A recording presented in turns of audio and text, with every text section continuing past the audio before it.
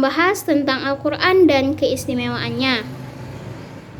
Ibu akan menjelaskan tentang sejarah diturunkan Al-Quran, pengertian Al-Quran, bukti kebenaran Al-Quran, isi pokok kandungan Al-Quran, dan keistimewaan Al-Quran sebagai mukjizat. Nah, sebelum kita mulai pembelajaran kita pada pagi hari ini, apakah ada di antara kalian yang tahu tentang sejarah diturunkan Al-Quran? Sejarah diturunkan Al-Quran terbagi menjadi 3 periode. Yang pertama, periode Mekah. Periode Mekah merupakan periode awal turunnya wahyu Al-Quran. Selama periode ini, ayat-ayat yang diturunkan umumnya berisi ajaran dasar Islam seperti akidah, tauhid, dan akhlak. Ayat-ayat tersebut juga berisi kritik terhadap masyarakat Mekah yang saat itu banyak melakukan perbuatan tercela, seperti menyembah berhala, melakukan riba, mengubur hidup-hidup bayi perempuan. Yang kedua, periode Madinah. Pada periode Madinah ini merupakan periode setelah Nabi Muhammad SAW hijrah dari Mekah ke Madinah. Selama periode ini, ayat-ayat yang diturunkan umumnya berisi hukum-hukum Islam, seperti hukum perkawinan, warisan, dan jinayat. Ayat-ayat tersebut juga berisi panduan untuk membangun masyarakat yang islami dan menyelesaikan berbagai permasalahan yang muncul di tengah masyarakat. Yang ketiga, proses kodifikasi Al-Quran. Proses kodifikasi Al-Quran dimulai pada masa Abu Bakar, khalifah pertama setelah Nabi Muhammad wafat. Abu Bakar memerintahkan Zaid bin Sabit untuk mengumpulkan ayat-ayat Al-Quran yang tertulis di berbagai media seperti pelepah kurma, tulang belulang hewan, dan batu. Proses kodifikasi Al-Quran dilanjutkan pada masa Umar bin Khattab, khalifah kedua setelah Abu Bakar. Umar memerintahkan Zaid bin Sabit untuk menyempurnakan mushaf Al-Quran yang telah dikumpulkan pada masa Abu Bakar.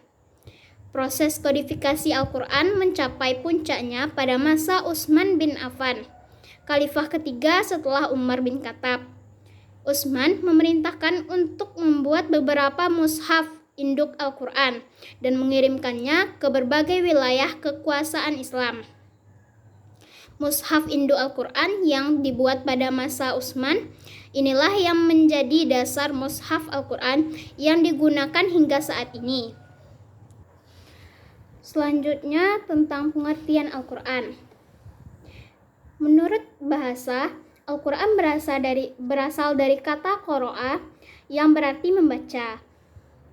Al-Quran berarti bacaan, Al-Quran juga berarti pembacaan, karena Al-Quran diturunkan kepada Nabi Muhammad untuk dibacakan kepada umat manusia.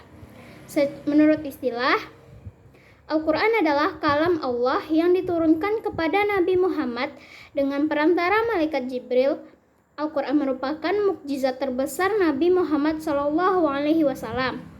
Al-Quran merupakan kitab suci yang murni, tidak ada kesalahan sedikit pun, baik dari segi isi maupun bahasanya.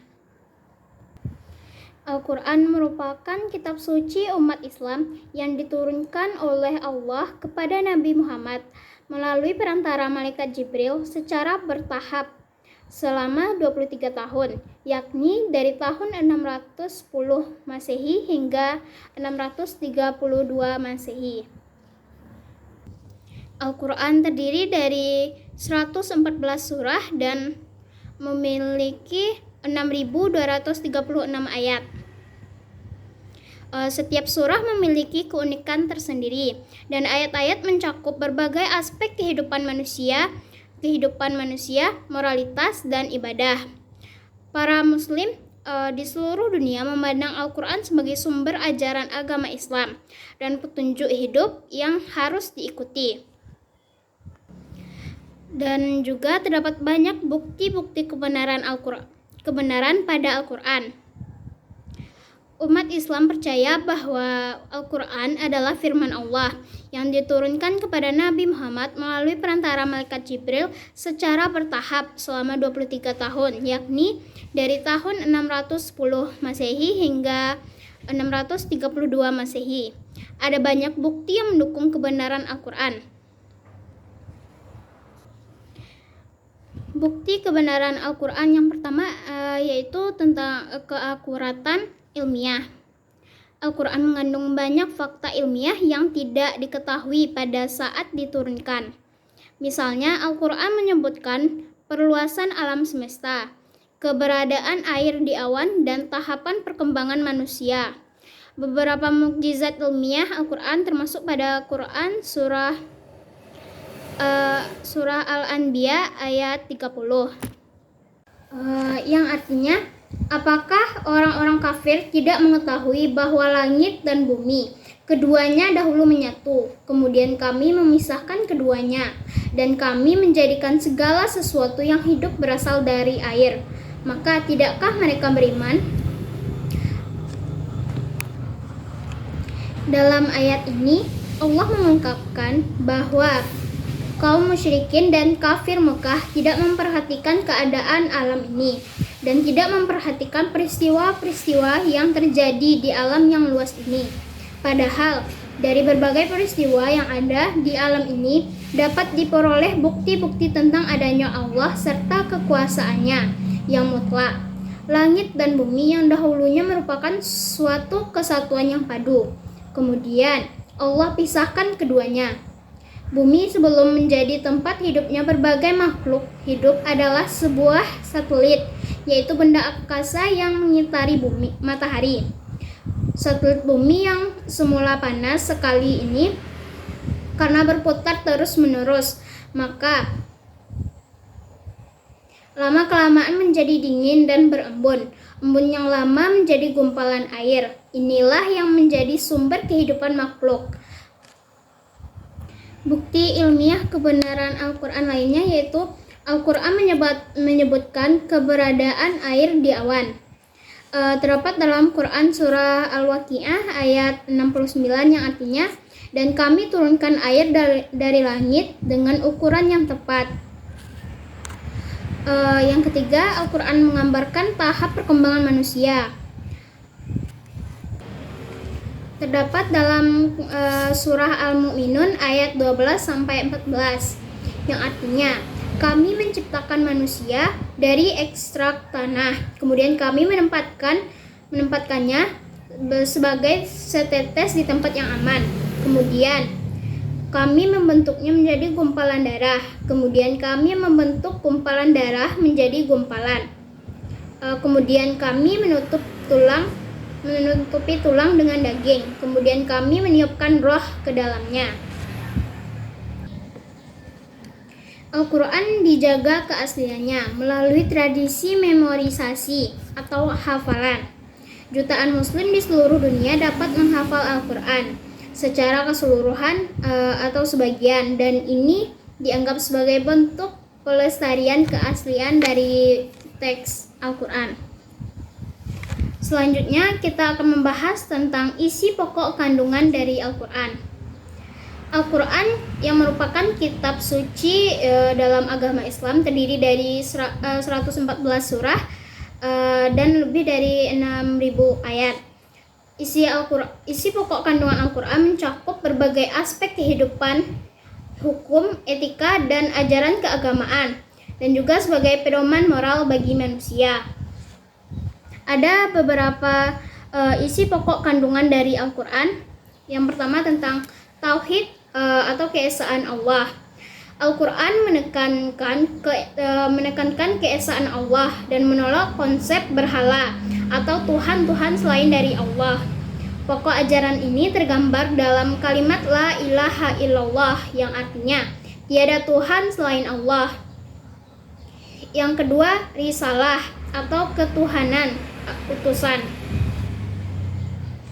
Al-Quran memuat ajaran tentang kenabian, mengakui bahwa Allah mengutus para nabi sebagai pembawa wahyunya untuk membimbing umat manusia.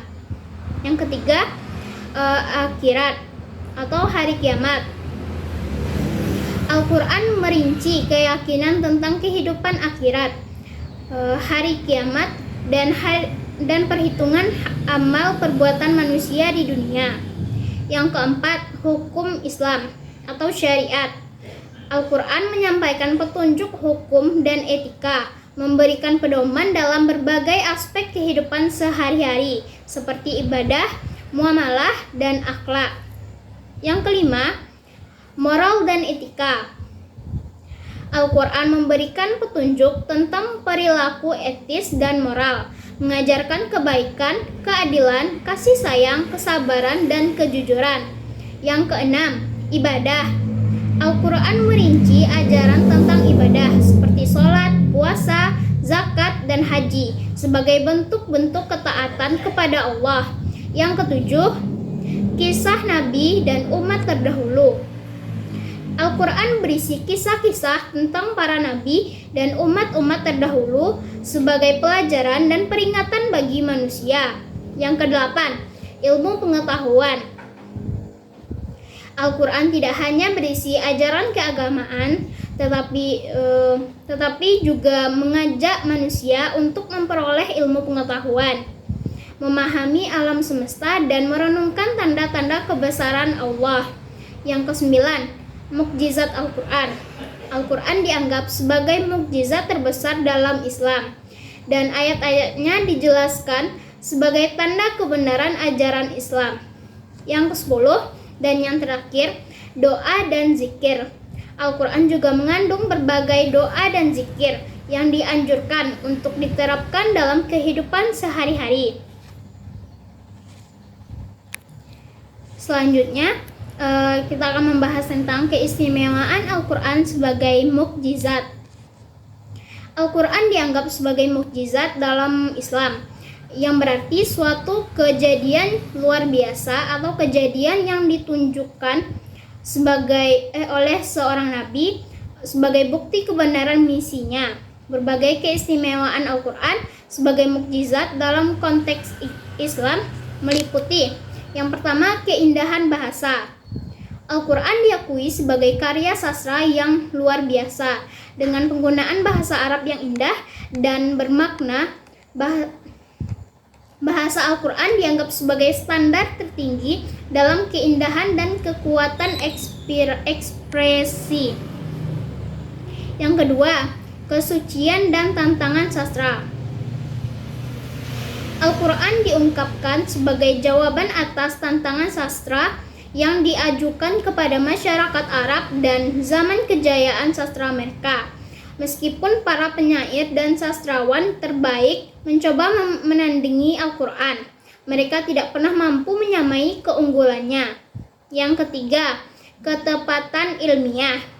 Al-Quran menyertakan banyak pernyataan ilmiah yang sesuai dengan penemuan-penemuan kontemporer. Beberapa ayat Al-Quran telah diinterpretasikan sebagai mengandung informasi ilmiah yang sesuai dengan penemuan-penemuan modern. Meskipun interpretasi ini dapat bervariasi. Yang keempat, ramalan dan prediksi. Al-Quran mencakup beberapa ramalan dan prediksi yang dianggap telah menjadi kenyataan sepanjang sejarah atau akan terjadi di masa depan. Ini mencakup peristiwa-peristiwa besar yang meliputi bangsa Arab pada masa Nabi Muhammad. Yang kelima, ketidakmampuan menandingi. Salah satu mukjizat Al-Quran adalah ketidakmampuan manusia untuk menandingi atau menciptakan suatu sastra dengan Al-Quran, sesuatu yang setara dengan Al-Quran. Walaupun banyak orang Arab pada masa itu memiliki keahlian dalam berbahasa Arab, mereka tidak mampu menghasilkan karya yang setara dengan Al-Quran. Yang keenam, konsisten dan kesinambungan. Al-Quran memiliki kesinambungan yang luar biasa dalam tema dan pesan. Meskipun diwahyukan selama periode waktu yang panjang dan dalam berbagai konteks yang berbeda. Yang ketujuh, kejelasan dan kesederhanaan. Al-Quran disebut-sebut sebagai kitab yang jelas dan sederhana dalam menyampaikan pesannya, sehingga dapat dimengerti oleh berbagai lapisan masyarakat. Dari materi yang sudah Ibu jelaskan tadi, apakah ada dari kalian yang ingin bertanya? Jika tidak, Ibu yang akan bertanya kepada kalian. Kepada Salsa, coba jelaskan pengertian dari Al-Quran. Nah, betul sekali. Untuk selanjutnya kepada Rizky, coba sebutkan isi pokok kandungan dari Al-Quran yang sudah Ibu jelaskan tadi. Nah, ya betul sekali.